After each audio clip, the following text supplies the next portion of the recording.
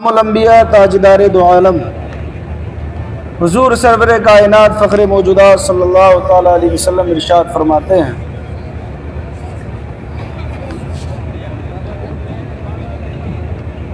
کہ جس کو اللہ رب العزت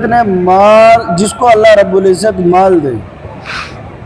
اور اس کی زکوٰۃ ادا نہ کرے تو قیامت کے دن وہ مال گنجے سانپ کی صورت میں کر دیا جائے جس کے سر پر 2 چتیاں ہوں گی۔ وہ سانپ اس کے گلے میں توق بنا کر ڈال دیا جائے گا،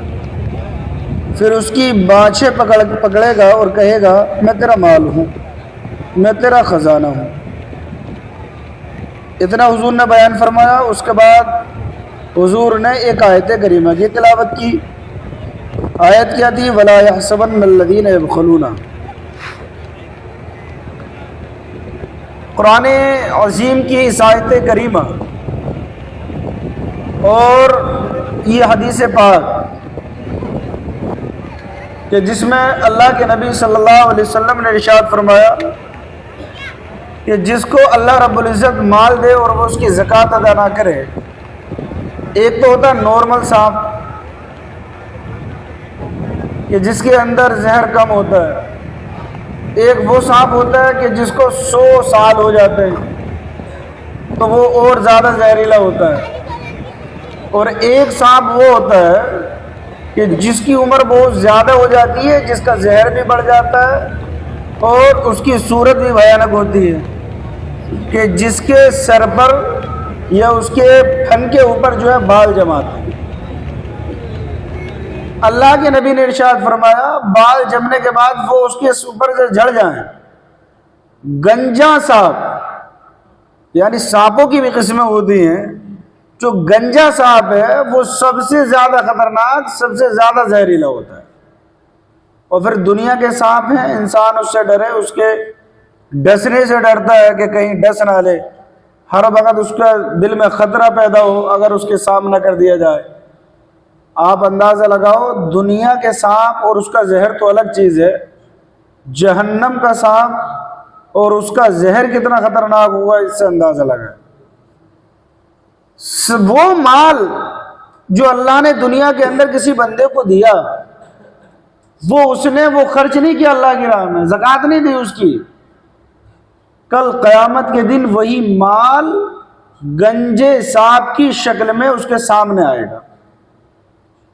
اور پتہ کیا کہے گا اس سے؟ یہ بازو پکڑ کر کے کہے گا میں تیرا مال ہوں۔ بازو پکڑنے کا حضور نے ارشاد فرمایا، بازو پکڑ کر کے کہے گا۔ ارے ویسے ہی فرما دیتے حضور کہ نا عذاب دیا جائے گا، لیکن حضور نے فرمایا اس کے بازو پکڑ کر کے کہے گا، مطلب دنیا کے اندر جس چیز کو عزیز رکھتا تھا اور اس کو اللہ کی راہ میں خرچ نہیں کیا، جس کو عزیز سمجھ رہا تھا، وہی مال اس سے کہے گا۔ جیسے کوئی اپنا قریبی ہوتا ہے نا، اس سے کہتے ہیں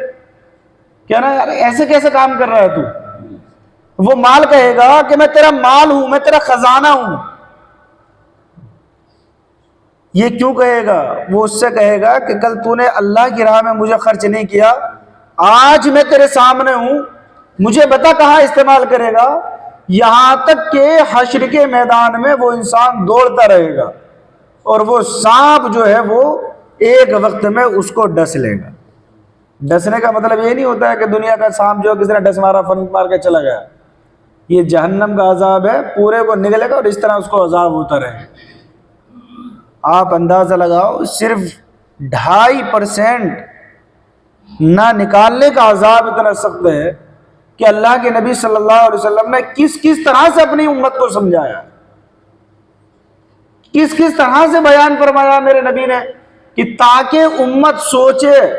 اور اللہ کے اس عبادت، زکوٰۃ نکالنا بھی ایک عبادت ہے، تاکہ امت سوچنے کے بعد اس عبادت سے محروم نہ رہے۔ آپ اور ہم اندازہ لگائیں کہ جس کے بارے میں اتنی تاکید کے ساتھ اور قرآن کی اتنی آیت ہے کہ 32 جگہ سے زیادہ اللہ رب العزت نے زکوٰۃ کا ارشاد فرمایا، اور پھر حدیث پاک میں اللہ کے نبی نے ہندی کی چندی بالکل ایک لفظ بیان فرما دیا۔ اس لیے کبھی اگر ایسا ذہن بھی دماغ میں آئے نا کہ اللہ کی راہ میں مال نکالنے سے کم ہو جائے گا، تو اپنا دماغ میں سمجھنا، سوچنا دماغ میں شیطان بیٹھ گیا، کیونکہ آپ کو جہنم میں لے جانے والا جو پوری سازش رچے گا نا، جو شڑینتر رچے گا، وہ آپ کا ایمان تو یہ کہے گا کہ نکال، شیطان کہے گا کہاں نکالنا، کم ہو جائے گا، بار بار وہ آپ کا دامن پکڑے گا، جیب ڈھیلی ہو جائے گی مت نکالے، بار بار وہ اس چیز کے اوپر ابھارے گا۔ لیکن ایمان والا شیطان کے داؤ پیچ میں نہیں آتا ہے، ایمان والا ہمیشہ جب اس کے دل میں اللہ کی محبت ہوتی ہے تو اس کا ایمان غالب آتا ہے اور شیطان کے داؤ پیچ دھڑے رہ جاتے ہیں اور وہ اپنے ایمان کی بنیاد پر کامیاب ہوتا ہے۔ اس لیے یہ حدیثیں ہمیں بتاتی ہیں کہ کتنا اہم ہے زکوٰۃ کا مسئلہ۔ اور پھر یہ بھی ہے کہ وہ سانپ جو ہے اس کے گلے میں توق بنا کر ڈال دیا جائے گا، کرے گا کیا وہ اس کا مال کا؟ یہی تو ہے نا کہ اس کو جو توق بنا کر کے ڈالا جا رہا ہے، وہ سانپ اس کو ڈس رہا ہے، اس کے پیچھے پیچھے بھاگ رہا ہے قیامت کے دن، یہ صرف عذاب دینے کے لیے ہے نا، اور اس مال کی اوقات یاد دلانے کے لیے ہے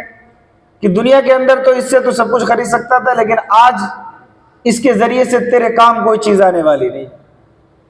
آج جو کام آنے والا ہے وہی مال اگر اللہ کی راہ میں دیا ہوتا تو اللہ رب العزت اس کے بدلے سے نہ جانے کتنے درجات بلند فرما دیتا۔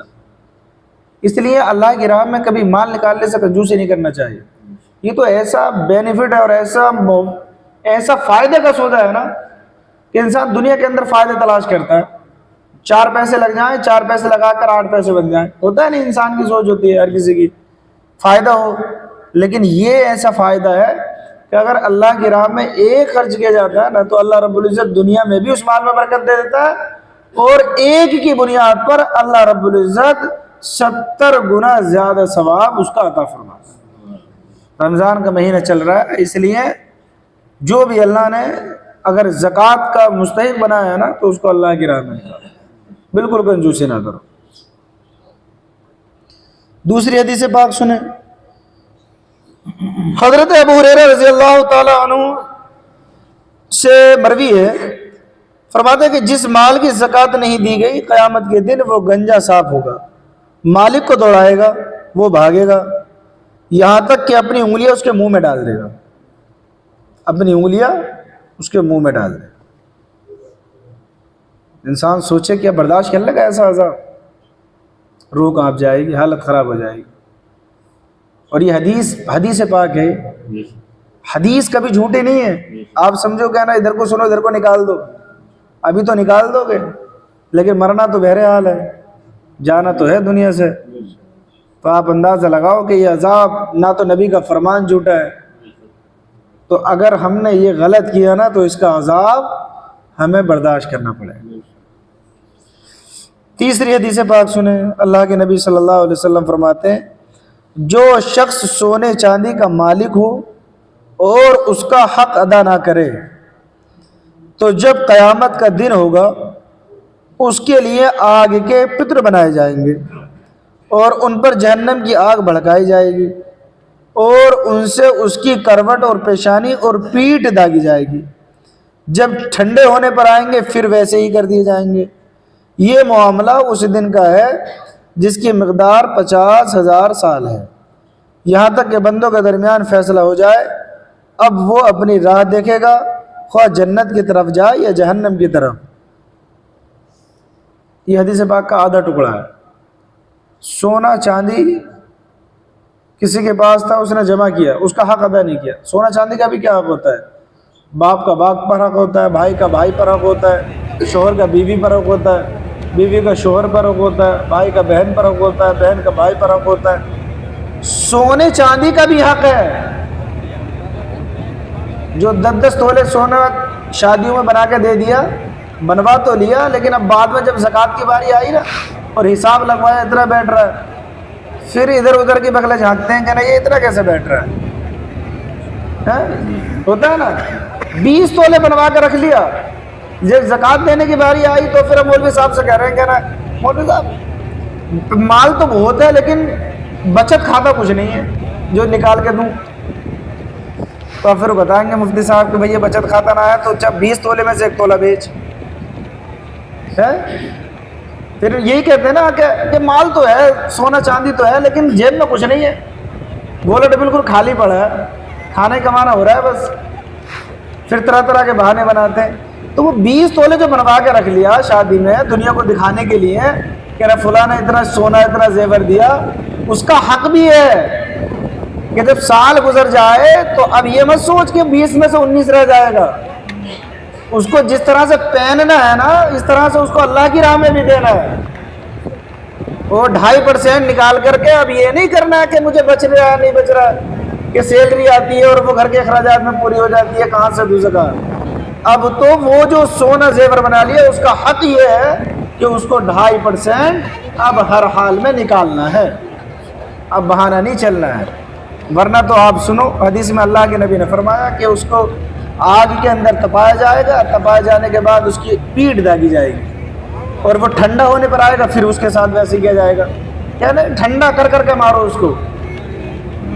ویسے ہی فرشتے اس کی ایسی پٹائی اور دھنائی کریں گے نا، وہ جو سونا چاندی جو انہوں نے جمع کیا ہے نا اسی کو آگ میں تپائیں گے اور اسی سے اس کو ماریں گے۔ اسی سے مال سے محبت کرتا رہتا نا، گویا کہ ایک طرح کے اس کے اوپر جو ہے اور اس کو غیرت دلانے کے لیے ہیں کہ اس مال کو اتنا سنبھال کر رکھتا تھا، اور اسی مال سے جو اس کو عذاب دیا جائے۔ اس لیے یہ مال عذاب کا سبب بھی ہے، لیکن یہ مال جنت میں جانے کا سبب بھی ہے۔ اگر بندہ اسی کو اللہ کی راہ میں 2.5% نکال دے پھر یہ عذاب کے لیے نہیں آئے گا، اب تو یہ اس کے لیے جنت میں محل کے لیے کام آئے گا۔ اللہ کی راہ میں نکالا تو اللہ رب العزت اس کے بدلے سے جنت میں اس کے لیے اب سامان تیار۔ اس لیے میرے عزیز سنی غیور مسلمانوں، اللہ رب العزت نے اگر اس لائق بنایا ہو، غریبوں کی کیٹیگری میں نہ رکھا، مالداروں کی کیٹیگری میں رکھا، یہی بہت بڑا شکر ہے خدا کا۔ وہ رب چاہتا تو تمہیں تو زکوٰۃ لینے والا اور بالکل غریب بنا دیتا، لیکن اس نے زکوٰۃ دینے والا بنایا۔ یہ ذرا شکر کرو اس خدا کا، بہت بڑا شکر ہے یہ اس کا، تو اس نے زکوٰۃ دینے والا بنایا، لینے والا نہیں بنایا۔ اس لیے اللہ رب العزت کے جو حق ہے نا اس کو ادا کرو۔ اللہ تعالی ہم سب کو عمل خیر کی توفیق عطا فرمائے۔